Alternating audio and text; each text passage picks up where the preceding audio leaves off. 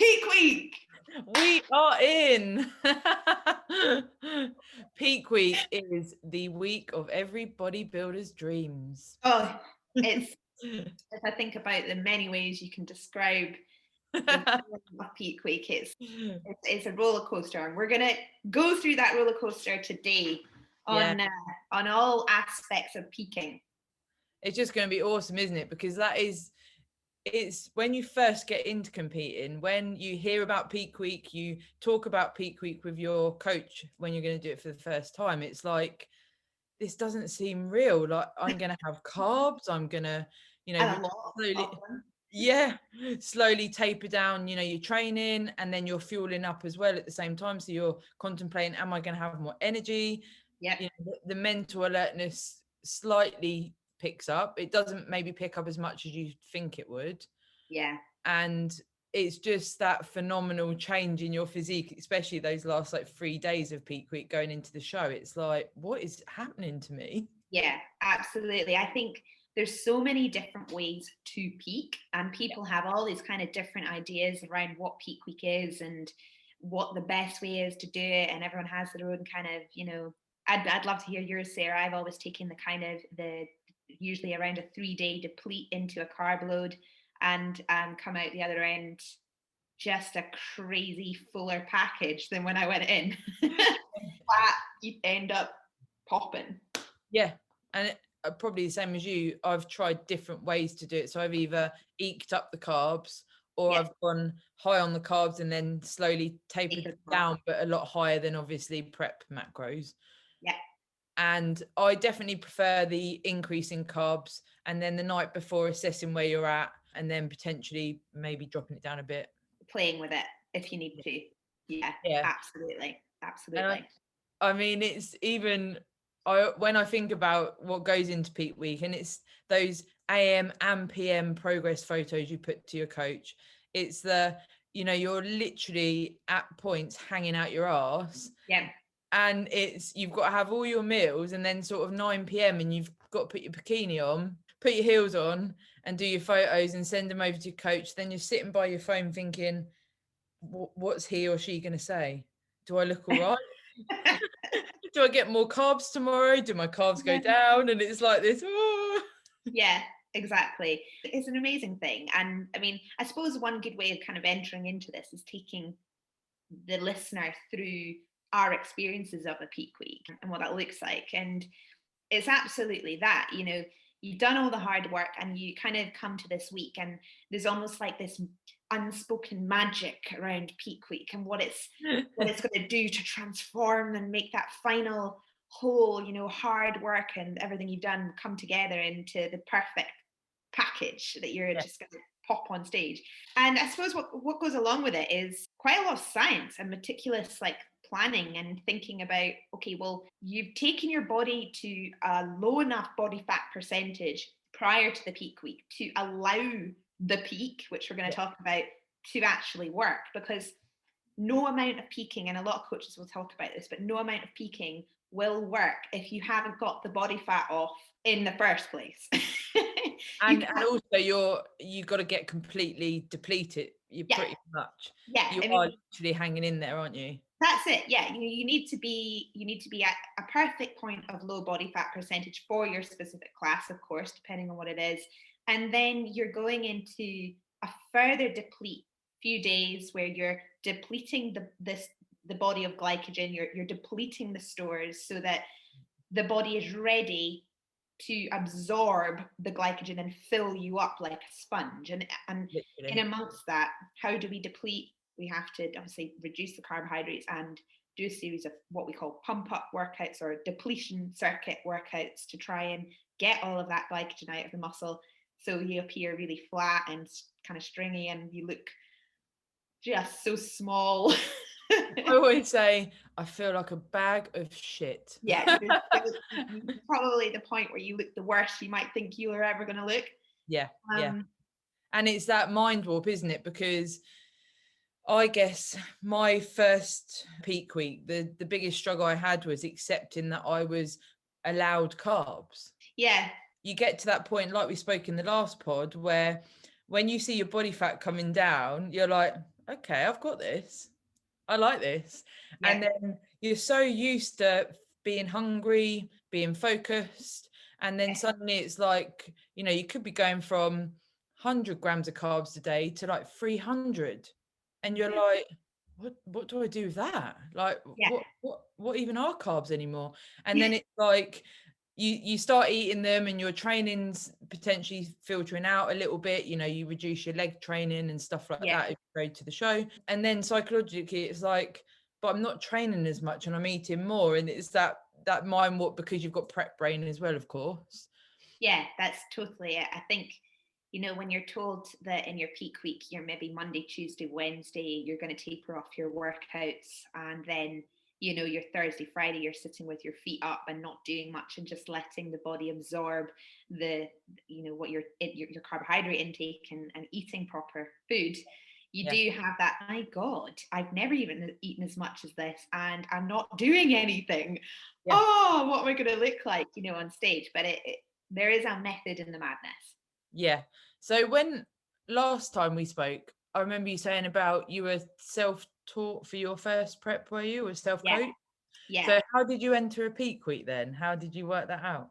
Well, I mean, I have to admit, like, if I think back to my very first bodybuilding show, again, I make myself sound like a dinosaur on these, and I'm not. But again, like at that time, this is 2012, guys. Yeah, I'm Years ago. 34. So yeah, 2012. Um, it was like I was around people who were bodybuilders, so I was listening and picking brains and talking things through, and I had the understanding of things. I think actually my very, very first peak week Yeah.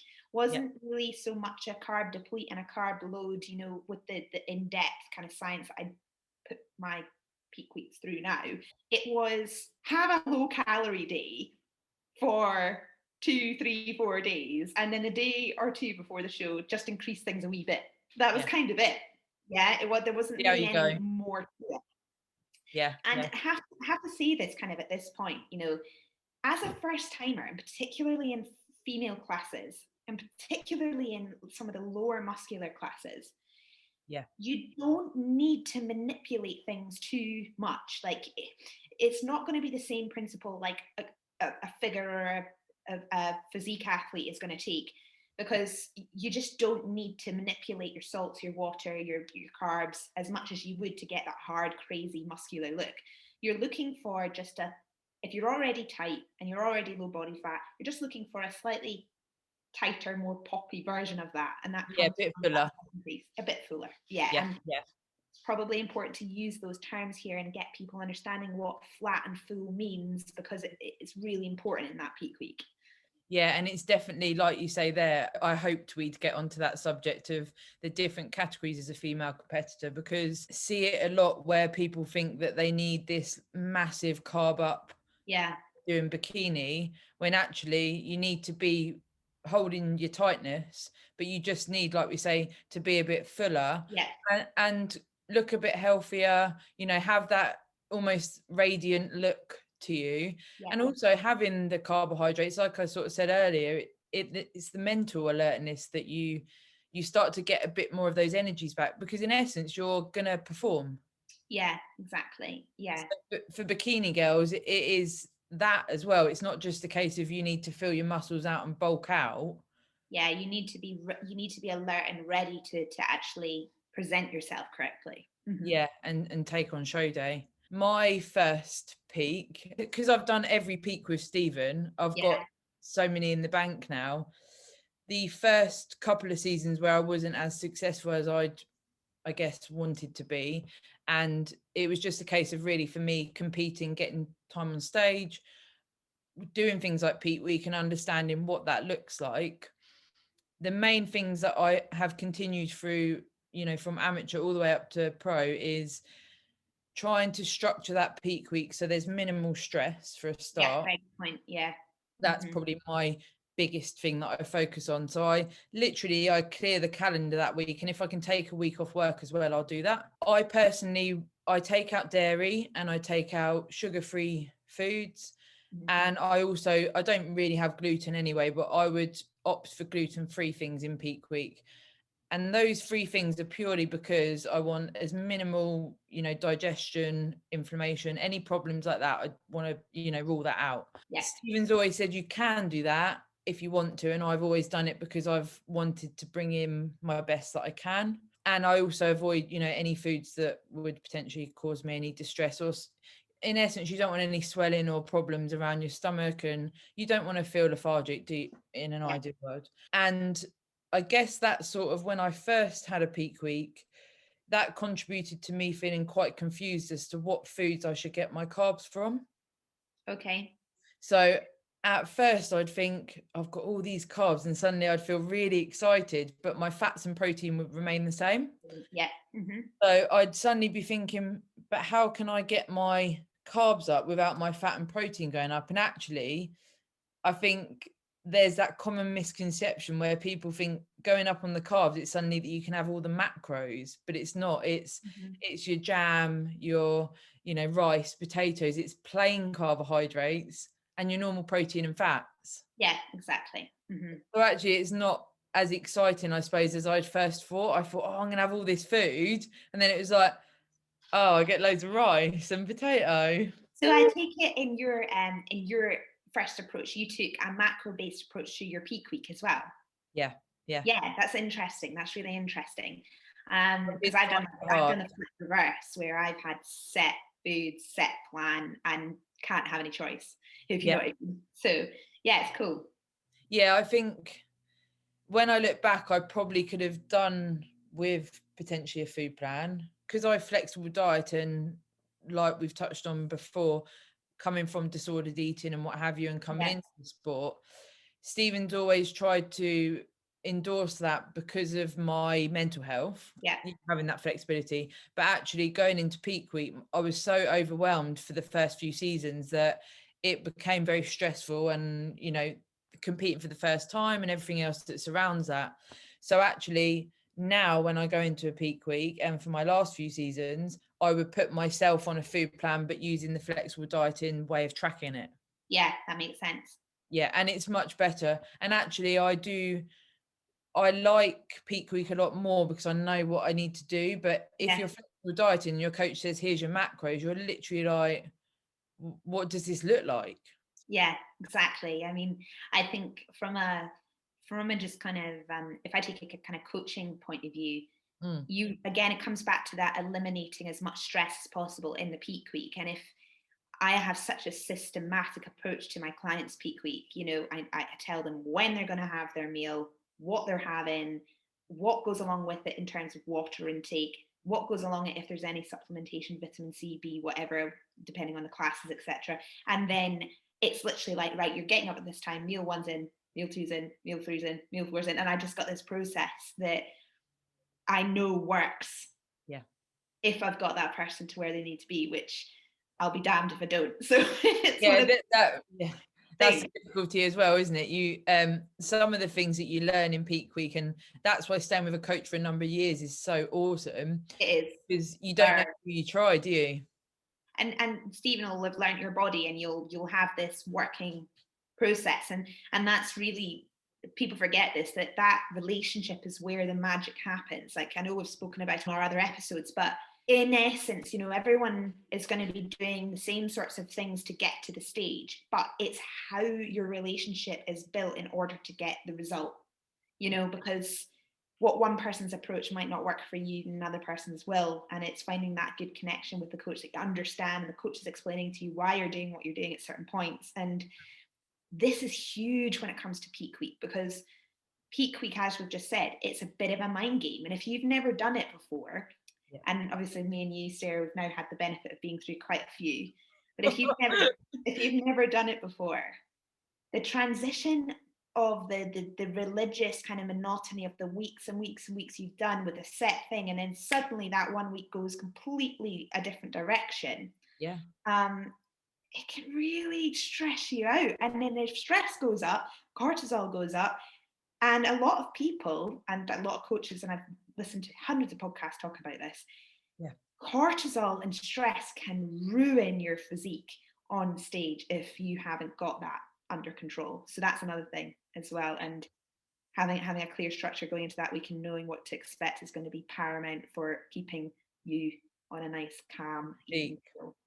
Yeah, because also I find that in relation to the stress management, sleep, recovery, it's all a priority. I'll end up doing, bits of yoga throughout every day in peak week pretty much, partly because my energy levels are lower, after a prep, and I'm feeling like I need more mindfulness and more time to Yeah, just pace myself. I absolutely. just get on the floor and do 10 minutes of yoga, then, have a meal, really reduce the stress. You almost want to float through peak week. Yeah, And then it always amazes me. I don't know about you, but the day before a show, when you go for the tan, I always go with my hood up, my yeah, black nothing. trousers on, and my flip flops, and no makeup, nothing. And I just keep my head down. I have my headphones in because I'm just at that level where I'm very internal at that point. Mm-hmm. And you look around and even see girls with their show bikinis on the night before in the car park. And I'm thinking, why are you using your energy for a tan? But it's all those little things that, I go and I just go and I'm internalized. I have my tan, I go home. On show day, I turn up looking exactly the same. And I've even had people say to me when I've then got all my makeup and my hair and everything done, bloody hell, you look different. Yeah, yeah, And because for me, you're preserving yourself throughout the whole of peak week, the yeah, night before, in the morning, hold it together, internalize, nourish those moments of thinking, how have I got to this point? What have I yeah, done to get yeah, to this point? And then when you get on that stage, it's on. yeah, totally. And I think as well, like there's a kind of a message in what you just said there, and I do a similar sort of thing. It's the peak week has got a certain because you're almost forced to relax because you have to allow the food to do what it needs to do, and you've stopped training however many days out, or depending on the coach and what class it is, you've stopped Yeah. doing what you need to do. Yeah.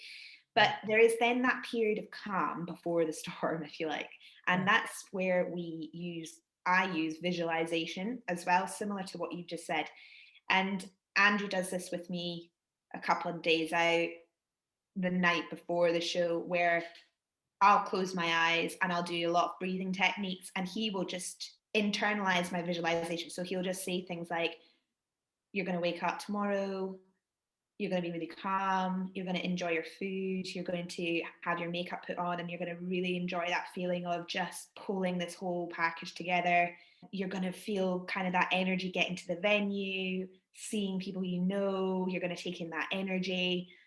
You're going to be preparing yourself backstage, and then he'll go through the whole process right up to the point where, and now you've stepped out on stage. Mm. And just doing that visualization the night before, Yeah. for me, in a really calm, meditative state, with somebody who of course, I love and supports me with what I do, is hugely powerful Yeah. because it sets you up the next morning and you're just like, I know what I've got to do. Yeah. And it's great. It just feels so nice, and like you could see we were both smiling so much there, because even just thinking of how you feel, you can't put words to it. No, you can't. And it's such a cathartic thing getting through the whole of a prep to that final week. And it's so emotional. Like, even me speaking about it now, like, I can feel really emotional about it. If I think to my most recent prep, which was 2019, and that was for a really big show. Mm. And I'd been through a couple of tough years before that, and I didn't actually know if I was going to be able to take my physique and bring it to the level I wanted to bring it to for that point. Yeah. And for me, that one was like, all these little things that we're talking about now almost seemed even more important to me, Mm. to keep myself calm and level-headed and remind yourself kind of internally, I've got this. I've done all this hard work. This is the week to kind of go, let's put the cherry on the cake and Yeah. let's have some fun with it. And Yeah.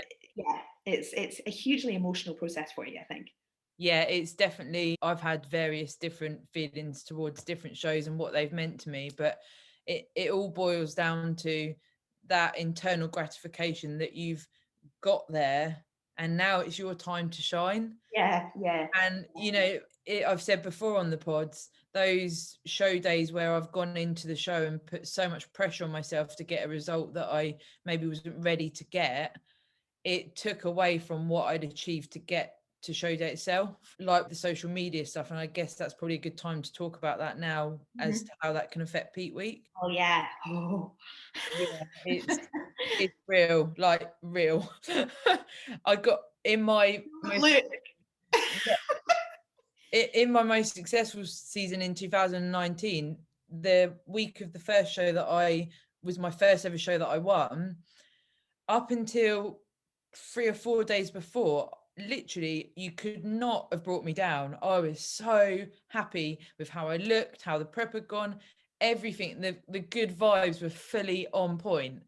And one day I was just looking at my phone, obviously on Instagram, and I was scrolling through and I saw someone that doesn't even compete with the same federation as me. And I thought, well, I don't look like her. Yeah. I don't look good enough. And so for 24 hours, I literally, it was like you could have thrown me in a black hole and covered it over. I could not get myself out of it. Mm-hmm. And then I spoke with Stephen and one of my close friends and brought myself through and decided actually I would have a few days off social media.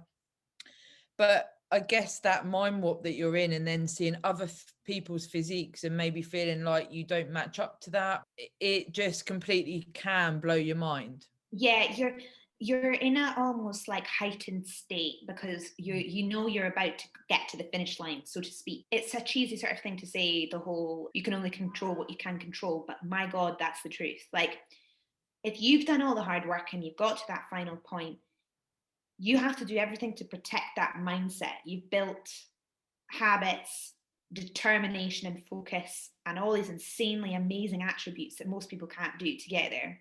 Yeah. And if you then, in those final moments where there is a bit of fragility because you're nervous, you're thinking, okay, the finish line is there and everybody is going to be there and who's going to be on my competition. And yeah, I would come back to that again. It is a competition. You suddenly realize that you're like, okay, here we go. Like, there's other people going to be there that I'm up against. And there is that natural instinct to just, grab the phone and start to kind of, oh, I'll just see if anyone's going to be there, maybe in my class. Or, I mean, I've had conversations even with my clients in a few weeks just prior to the shows where they'll be like, oh, have you seen so and so who's doing the class at my show?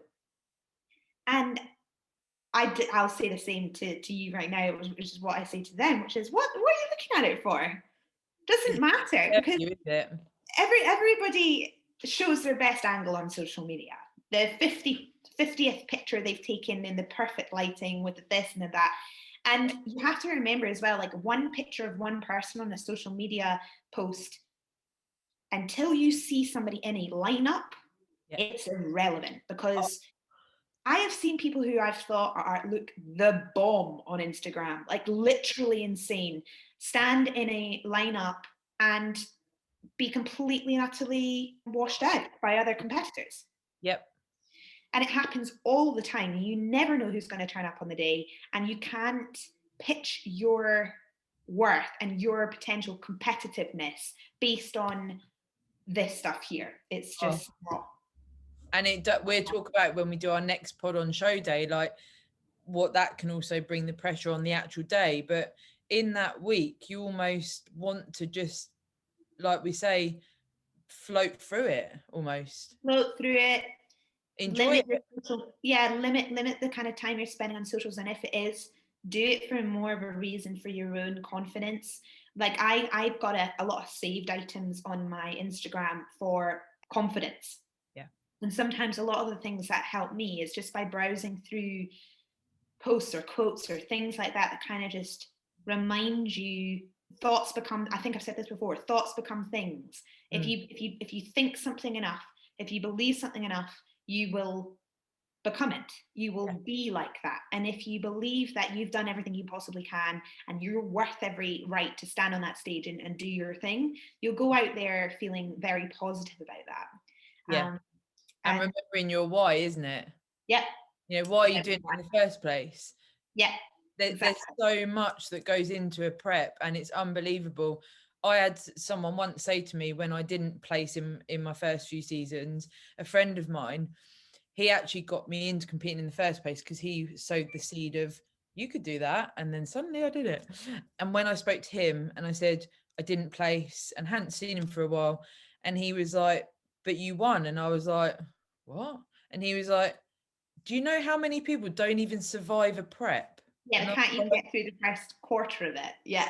that had never even entered my mind, Steph. I was like, what do you mean people don't survive the prep? And he was like, it's phenomenal the amount of people that do not even get through the Yeah. prep, or something really bad happens, they might have a family member, something go wrong, or their work changes, their situation changes. Some people don't, they might even get all the way to a week out and they don't even get to do the peak week and that last bit because something bad has happened, or they just can't handle it, or whatever it is. And it took me back and gave me a moment of clarity that actually I'm doing this for me, and I've so much has gone into that prep. I'm going to enjoy the peak week and the show, and what will be will be. Exactly. Yeah. I mean, you're absolutely right. Say, 80% of people start out on a prep, 20% of them follow it through. Yeah. It's like, it's a real kind of, it says a hell of a lot about a person who can complete a prep and get on stage, regardless of the outcome.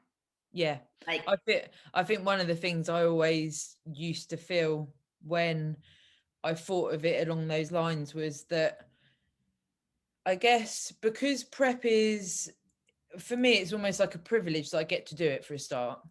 And because it's a choice, and in essence, I guess I used to think, oh, well, I'm not really doing anything. All I'm doing yeah, is into my macros and my training, if that makes sense. yeah, And that was probably, I guess, my own self-doubt and whatever else that contributed to that. But I used to think, why would you not do it? I feel privileged. It's a choice. I'm enjoying it. I'm seeing my body change. I'm benefiting from this mentally and physically. And then you have to step back and go, this isn't a normal thing for you to do. This, even from the caveman era, their yeah, whole life was hunting food, eating food, hunting yeah, food, eating. And our instincts are to eat and to satiate and to look after ourselves. And when you're battling against that for potentially 6 months, maybe even more, that is quite a big achievement. And it's like, but I can't call it an achievement because I'm doing is not eat, yeah, and there's that sort of mind warp as to, have I done enough to achieve this? And then you look back and you go, yes, I have, because you realize as preps go on, hopefully people come through that mind warp that we've both potentially had, where it's like, actually, I am good at this. I'm pouring a lot of energy into this. yeah, And absolutely. yeah, you deserve the recognition for yourself. It's not necessarily that you need everyone going, gosh, she's so good, she's amazing, this, that, and the other. It's like, oh wow, I have done quite well here.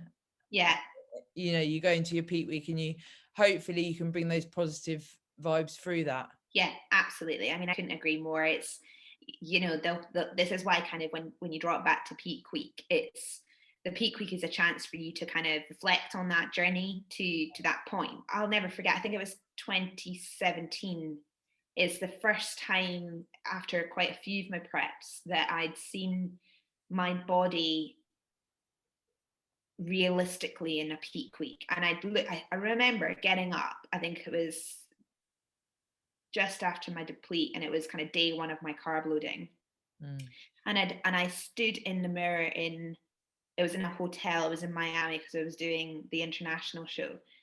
And I just looked at my body, and it's weird because even though I do this, and I don't know how you feel about this, Sarah, but I don't like really taking myself in sometimes. Like, I'm not, and it's not because I have an issue with my body. I love my body, Yeah. and I love challenging it. But I never, bizarrely, ever kind of stop and look at my physique and think, look at my muscle, or look at what I've achieved here, or look at my shape, or look at this. And I think it was that, I remember it so clearly because it was almost like a pin drop moment where I actually felt for the first time that I'd finally achieved the look I'd been really hoping to challenge myself to get by that point. Yeah. And I was just totally like, I totally broke down. I remember it because I was like, fuck, I don't even care what happens on the stage. Yes. This right here, me, myself, and I've achieved so much. And it was such a great feeling because I just realized, like, with such hard work and all the different things that kind of drove me to that point, that if you don't love it and you don't actually, you know, see the benefit or see the kind of the success in that itself, you'll never get fulfillment from a trophy or anything else. No, you can hear it in your voice, like the way you come across there when you're describing it, and those moments no one can ever take away from you. No way. No And way. it's so like, there's even, I don't know about you, but there's like certain songs that I've had in Yeah, that have your played. cardio prep songs. Yeah, and they come on my shuffle and I'm like, and it's almost like it sort of hits you and you think, I can't believe how many preps I've done now and where I'm at now and where I'm excited, you know, to go further in this sport and to continue doing that. And I guess sort of what we do coming together, we've both got to that point where we're able to now share those things. Totally. Yeah. And it's so good. You know, we were talking before we hit record about people starting to message us saying, we've listened to your videos and we're finding a lot of inspiration in the way you guys come across and how you're trying to get information out there for, it doesn't matter if you're just starting out or you've prepped several times. All this is relatable. So relatable and so relevant. You know, this stuff is like, it wasn't around at all. And so now to be able to even share, I think for me feels like I'm giving back to the sport, if you like, that it's given me so much. And it's great. And so I mean, I think you do. I think there's like all of these things when you come to the peak week, they are amplified, and then it becomes a whole like, wow, okay, I'm here, let's do this. And the excitement of the peak week, because it's different, it gives you kind of a little lease of like life, doesn't it? To kind of, oh, how exciting, I'm here. What do I get to do that's different? And I with peak week as well, there's a couple of things that I quite like to do before peak week so that I can then go into the show feeling really confident. And that's, if you're competing, obviously internationally, it's more difficult. But if I can, I'll actually go and visit the hotel I'm going to stay at the night before the show. So in my prep, you know, maybe a couple of months before, Kieran and I'll book a stay and we'll go there for a couple of nights. I'll go and look at the venue if I can. So it's normally like a theatre or something, isn't it? Yeah. And I've had several of those where I've been able to, during my prep, go and have a stay over, go and actually look at the venue. And then exactly what you said about visualization, I walk in and I look and I think, I'm going to be on that stage. I can see where the chairs are. And I start to build up what that might look like. And also, when you go and get your tan, it's quite often at the venue, isn't it? Yeah, absolutely. Yeah. There's nothing wrong with having a sneak around. And, you know, I've even gone on the stage and I thought, well, no one's around. And I've gone on the stage and almost not done my full eye walk, but, you know, pretended. And because there's so many little things like that, all that visualization and feeling comfortable with being on that stage, understanding where everything is, where the toilets are, all of those little things. It's a really cool way to sort of, it's almost like you feel like you've got the upper hand. I know. No, I think I absolutely agree. I think it's a great idea. And if you've got the means to do that, it's perfect. It's rehearsal, isn't it? It's rehearsing the day through your mind and being there, seeing and feeling the place, feeling the space of the place, getting a feel for the whole thing. And I think if you've got the opportunity to do it, it's such a great idea. It's such a great idea. I guess as well, another thing that sort of ties in with that is knowing how long it's going to take you to travel there. So a lot of the places so for me, like one of my shows was in York, which was on Google Maps, it was 4 hours from here. It took 9 hours, you know, so there was that, like, I know the drill now and I know that might happen, but when you're you know, bright-eyed and bushy-tailed, like we say, when you're in your peak week and you're thinking, right, I'm going to travel up late the night before, or, you know, you might leave it to the last minute, which is something that I would say try not to. If you can, you know, go up a day before, a couple of days before, if you've got Cannot recommend that enough. yeah. And that is, like, for me, that is a massive golden nugget, which I wish that I knew. Yeah. Because Yeah. if you can't, you know, I always think, yes, okay, you're going to need to pay for a hotel maybe for a couple of nights before and things like that. But for me, I can't put a price on how it feels to get settled a couple of nights Oh, before. it's like you've done all this work for months on end and then you rush around at the last minute. Don't do it. Don't do it to yourself. Pay the 50 quid for a hotel room, or just or Honestly, please. go stay with, yeah, go with a friend, anything. If you take one I thing from this video, it's don't travel on the day unless it's literally the venue is 2 minutes from your house, right? It's just yeah.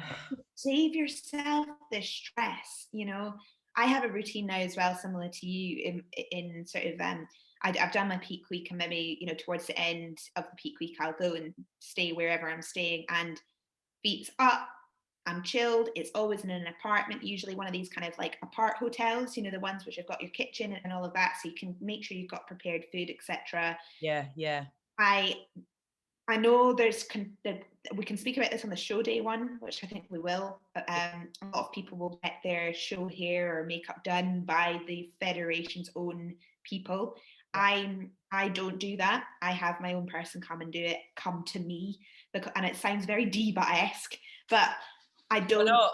move from my space in the morning. The only time I want to exert my energy is to go to the venue. I want to have my hair done in peace, my makeup done in peace, Yeah. the whole thing. Because Yeah. I see a lot of girls, and I've seen this happen before, where you're rushing around to your tanner, to your makeup artist over here, and they're running around like headless chickens. Yeah. And it's just, I've got like a few staple hair and makeup artists actually across the UK now, that if I know where I'm going, I call on them.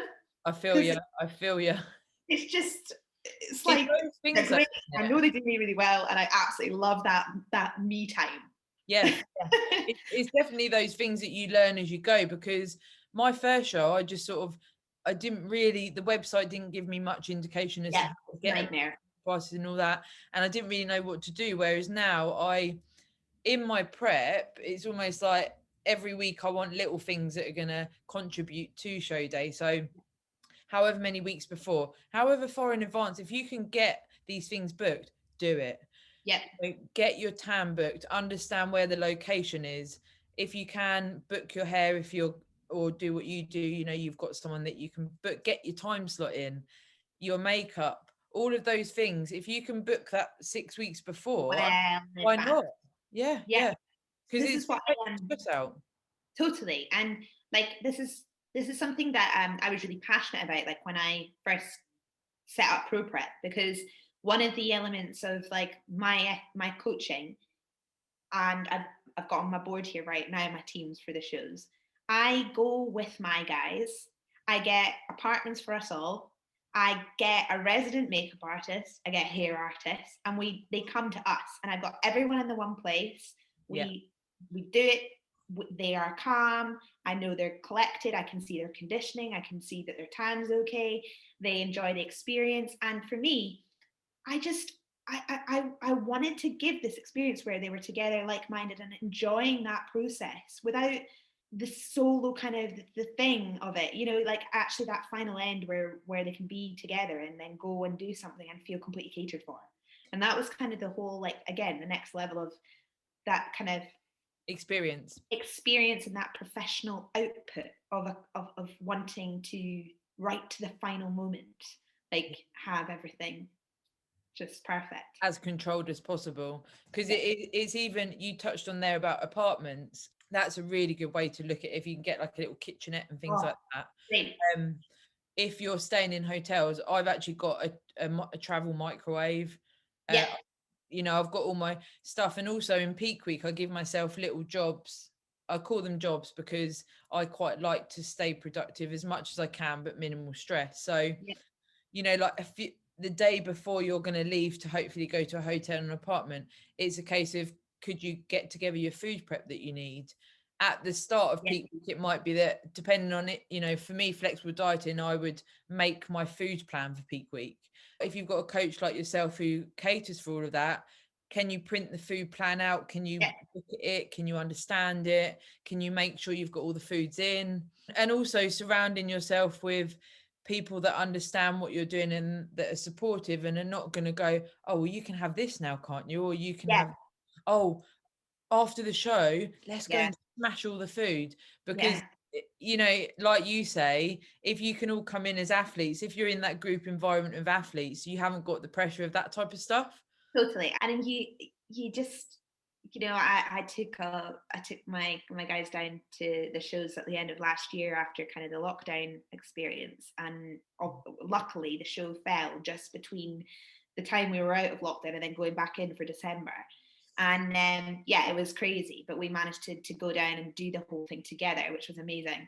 But when I was watching them, and I could see the communication they were having together as athletes, and a lot of them first timers, and just the kind of the camaraderie spirit, but also the, oh, have you got a hairbrush I can borrow? Or, oh, can I just, like, you know, those kind of little things that you just, them sort of just totally feel comfortable, but part of it, part of something, because not everybody maybe is going to walk away with a trophy.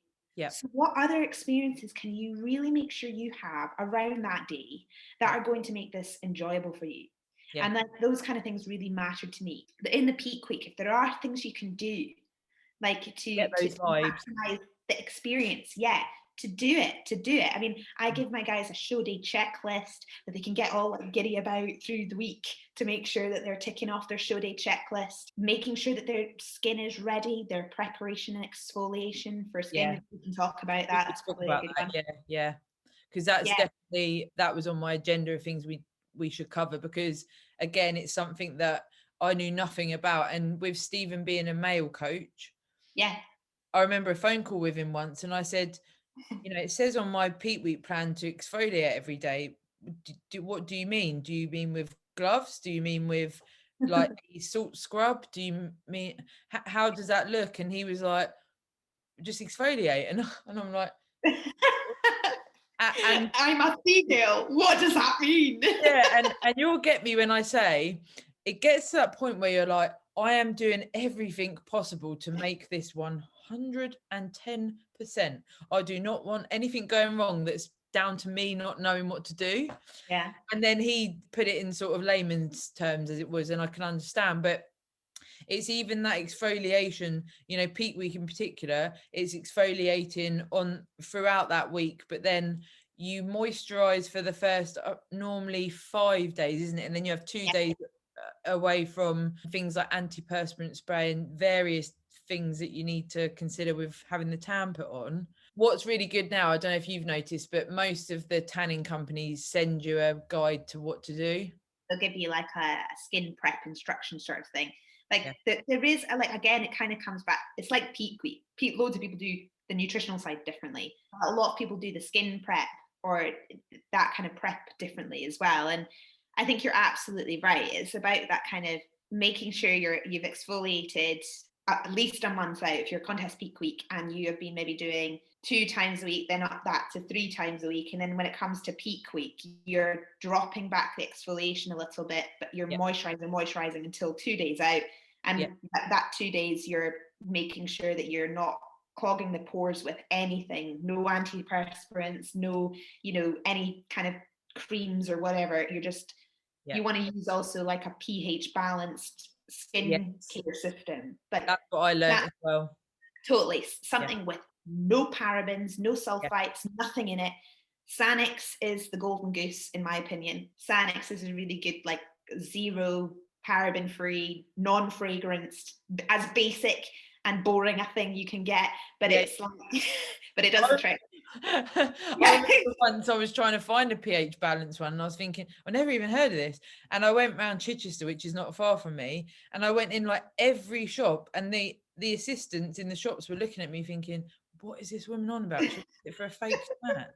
And I'm like, I'm trying to say I'm a bodybuilder, and I'm, you feel a bit uncomfortable because, and then they look at you like, what? You're not a bodybuilder. You haven't got any muscles. Yeah. It's like that whole thing, like, what is she on about? And I'm like, I just want a pH balance. Just give me some pH balance stuff. Is that okay? And then it becomes this like, oh, and now I know I can get stuff like that. You've got like compact women that do, they've got like the exfoliator and lots of different things, and you can pretty much set yourself up through the different companies now, which it makes it so much easier. But like you say, we sound like dinosaurs, but when we first started competing, none of this was like public knowledge. It was like cloak and dagger. Oh my God. For God's sake, like my first show, I'll give you a laugh, right? My first show, it was like, right, shave or wax a couple of days before, and then they we should talk about and then they slapped a ton of Dream Tan. Have you ever used Dream Tan? No. Okay, this makes me even more of a dinosaur.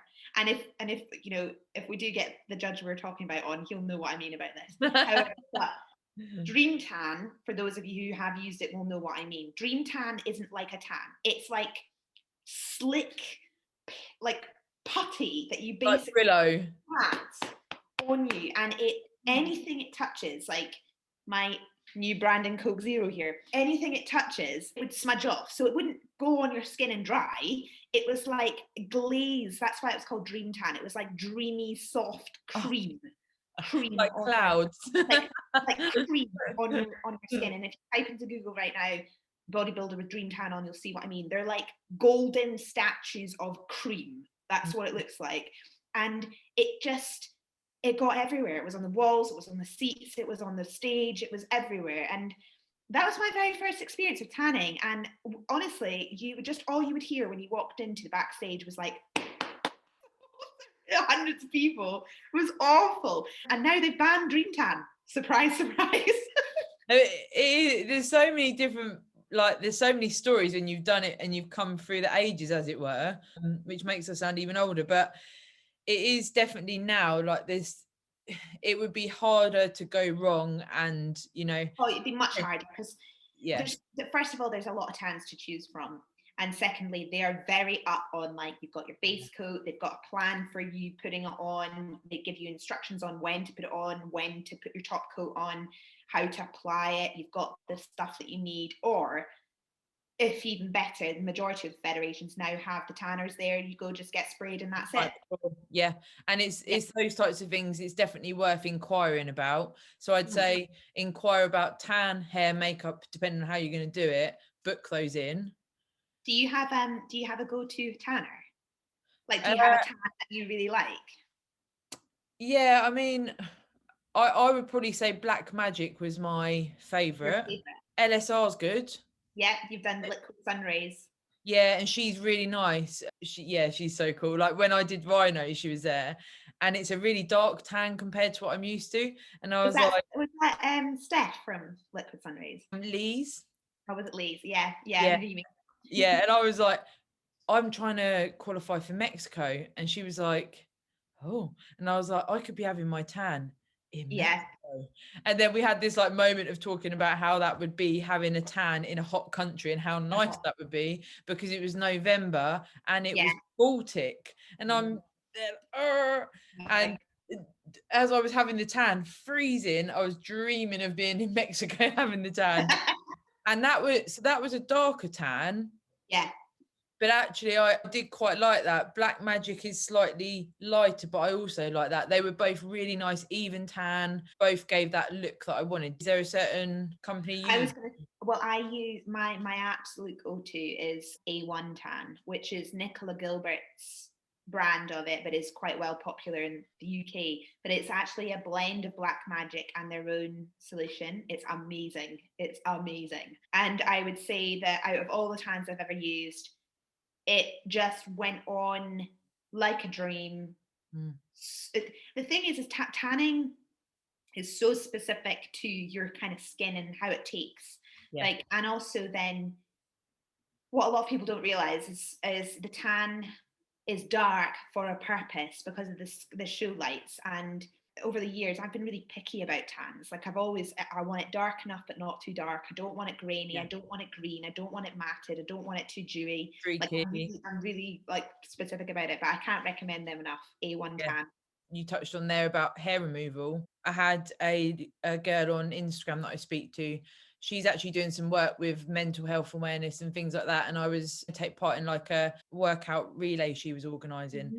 And I said to all of them, has anyone got any questions from me and my posing coach, Steph? We're doing this YouTube video every couple of weeks and we're trying to sort of air any concerns or questions people have. Yeah. And she said, epilate, wax or shave? And it was like, oh, that's quite a good question, because that's something that I thought, I want to get this right. I don't want to risk anything going wrong with my tan and what have you. But I would personally, I wax everywhere probably 3 days before. How do you? So I don't wax everything. I wax bikini line, obviously, and I then do VEET on my legs, my back, my arms, and any other little bits and pieces. But I only bikini wax because, and this is only, there is only a lot of people I know wax. I have ridiculously sensitive skin, so sensitive, and for me the waxing is too harsh for me. It leaves me too open to like just dryness, and so, and I've tried that. So for me the VEET's a little bit kinder and softer to my skin, but it removes all the hair for the enough of a duration of time that I need it for. So if I did it like 40 to 72 hours before and I get rid of it all, and then if I need to, which is very rare, I'll quickly nip over a razor on little bits if I need to. But the one area for waxing, girls, has to be below. You're wearing next to nothing. Get that wax. and doing it that, say, up to 3 days before, it just allows the skin to calm down and to ensure that when you get your tan, it doesn't end up having, markings or various other things. Also, you can then moisturize the areas before you have to cut that out. You're absolutely right. Yeah, exactly. But it's good that we've both got a slightly different approach to that, because they both work really well. It's just a case of getting yourself into a routine that's going to be easy for you and kind to your skin, and then you know that the tan is going to take well after it as well. Yeah, and because I guess a top tip here would be, again, like everything, if you can practice it, do it. Oh yeah, if you've got a few weeks at your show, do a skin routine. Like do this. Mm-hmm. Absolutely. Yeah, absolutely. But yeah, I mean, you don't want to find, like, for example, like I use the very sensitive skin. VEET works for me a treat, but some people are really sensitive to that as well, so you need to be really careful. Waxing, you might find that it's easy peasy. Like if you're an avid waxer and somebody who's getting it done, your skin and your body will have built up a bit of a resistance to that, so you're probably going to find that easier. Whereas if you're somebody who doesn't wax at all, then suddenly goes and gets their whole body waxed, you might find that it's like too harsh. Yeah, it's literally everything that you do on peak week. If you can practice it before, practice it. It's like your posing practice, isn't it? Like we've said, when you go into prep, if you can, I know we said about cardio setup might negate this slightly, but if you can pose in practice every day, and that continues through peak week, but it might be that, for me, if I'm traveling those 4 to 9 hours to York, it might be the day before I go, actually, I'm going to have a rest from this and come in fresh for show day. But do you get your clients to keep posing every day throughout peak week, or is there a slight change? I do posing on the deplete days. So I usually do, and again, it depends on the class. Everyone's a wee bit different, but it's usually posing on depletion. And then when we're loading, I might pose on the first 2 days of load, and then I'll stop. Yeah. Just to give you, and the duration will change as well. Yeah. So it just really depends. But the posing usually stops 1 day after carb loading. Yeah. And I think that's, again, if you've got the confidence that you've posed how you should be, how your posing coach tells you, then actually you can go, well, I'm okay with having a couple of days off. And it's probably just going to be, things like progress photos. And that's almost, if one of your athletes is sending you photos, they're going to probably hit the poses, and it's almost like a mini practice, but not with the intention of doing like a full routine. Exactly. Yeah. And I mean, the majority of time I get to all my clients' shows, so I'm there to look at them the night before, at least on the day. But if it's not going to be via photo, I usually get my guys to like video call me, and we'll go through how they're looking, and I'll get them to stand like super close to the camera and look at like how their subcutaneous water is between their, you know, skin and their muscle and all of that, just to make sure that, yeah, they are on point. Because sometimes the check-in photos and videos can be difficult to see that kind of hard. If I need somebody to be conditioned, and this is another reason why I'm like, I try and get to all my shows, because Oh yeah, you can't beat those real life condition checks. It's when I've had the opportunity for that, it's so good, and it makes you feel so happy that you've got your coach there. Oh, it's just such a relief, because you do just get that instant feedback, like, yep, you're on point, or you need more rice cakes, or you need more carbs, or you need some more salt, or you need to lay off the carbs. I always say Callow should have shares in bodybuilding. Yeah, like never been should have shares. Yeah, totally. Like even when I competed last year in Corona, and there was, you know, the amount of athletes was probably a quarter of what there would be at a normal show. There was still rice cakes. yeah, exactly. It's just crazy. And do you know roughly sort of how your deplete, like what your carbohydrates look like in your deplete in relation to your loads, for an example? So my last one, I went from just over double, so probably times 2.5 of my normal carbs. Yeah. The intention was to do 3 days at 400 carbs and then bring it down the night before. But actually, I filled out fairly quickly this time, and I was holding a bit of water from, I think, probably the travel and stuff, because it is in Portugal. So actually we went 400 carbs, and then we went to 2 days of 300. That's where those check-in and the condition checks come in, because you just don't know until you take on you're thinking, 3 days of 400 carbs, and then it was like, no, actually you don't need that many, let's tighten it down a bit. And yeah, totally. Yeah, with experience, I mean, it's exactly that. Like, I think that's a good way of doing it, sort of like taking them in and then tapering them off. If I was doing, like, to give you an example of a deplete with myself, like bigger. A Monday, Tuesday, Wednesday deplete would be like, no joke, I would take my carbs right down to like 60 grams, 40 grams, 40 grams, to the point where I am just total deplete. And that would shoot up to about 500, 518 grams. The Thursday it might be 400. The Friday it might be 300. Look at me, am I full enough? Then we go in it, and that's how it would look. But then there's your difference in categories. Different categories, but then there's like, you've got to remember, like, and this is guys where I also say, like, this is where coach comes in really handy, because when you are playing around with carbohydrate, you have to understand the water balance. Yeah, what are you trying to do? You need to understand like how much water you're taking in, when that water is coming out, and when you're obviously considering anything else that you're doing to manipulate your sodium and keeping the body really tight. So it's the science. You're going to need help with that. Yeah, and that's where, like, we always say, having a coach for that amount of time and building that trust, it will pay dividends, because you know, like we've said before, you almost want your coach to be that god that you can go, if they're saying that's what I should do, that's what I should do. That's what I should, yeah. And it just, again, it takes the stress off, doesn't it? It just totally takes the stress off. So yeah, I guess to wrap up, should we both give our favorite golden nugget for a peak week? Yeah. I was going to say as well, like, what's one of the worst things that have happened in peak week for you, or something that you really remember being like, oh my God, have you got any moments like that? I think probably that travel up to York, and it being like 9.5 hours in the car. Yeah, that's awful.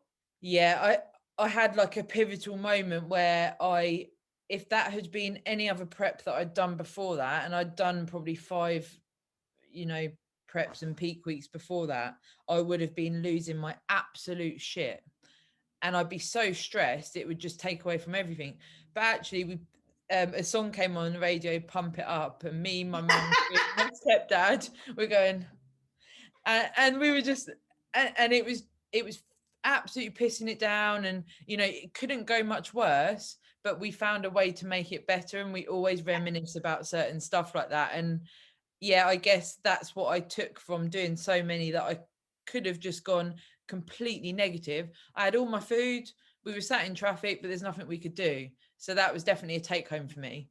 Yeah, totally. It's funny actually, because like mine would totally be travel related as well, but this actually happened to me. It's not so much of a peak week thing. It was more of a, well, it was kind of, it was just prep break. We left the house to go travel down the day before to our accommodation, and like you, instead we were going from Leeds to, like, oh my god, it was somewhere in the south. It was really, really far down in the south. Can't even remember. Leatherhead. Oh yeah, I know where that is. So, and it was like miles away, right? It was literally forever. Anyway, we're halfway down, and I'm like, oh, I'll just have my next meal. Turned into the car, and I was like, fuck, I left my entire prep bag with all of my meals, all of my food. And that is the only time I've done anything that ridiculous. I remember just turning like, oh my God, moment. And I don't know what to do. so 4 hours back, get the food, all the way back down again. Ridiculous. Because it wasn't like I could even just wing it, because I had everything in there. Like, I had everything that I needed. And it was like, it was more stress to go down and try and figure it all out than it was to, like, because even my scales were in it and everything else. And I was like, this is just a disaster. So, so that was a travel faux pas, but like a golden nugget. Let's leave on a golden nugget, not a bad thing. A massive golden nugget would be, what I love doing is making like I get a bit of A4 card, and I do like show day, location, postcode. I do my tan time, my macros, all of those things, and I have it on a laminated A4 bit of card, and that's like my favorite thing during peak week, to create that. yeah, that's really cool. I think that's a great little idea. What would my golden nugget be? I think we've covered most of them. I think don't forget your bag of prepped food.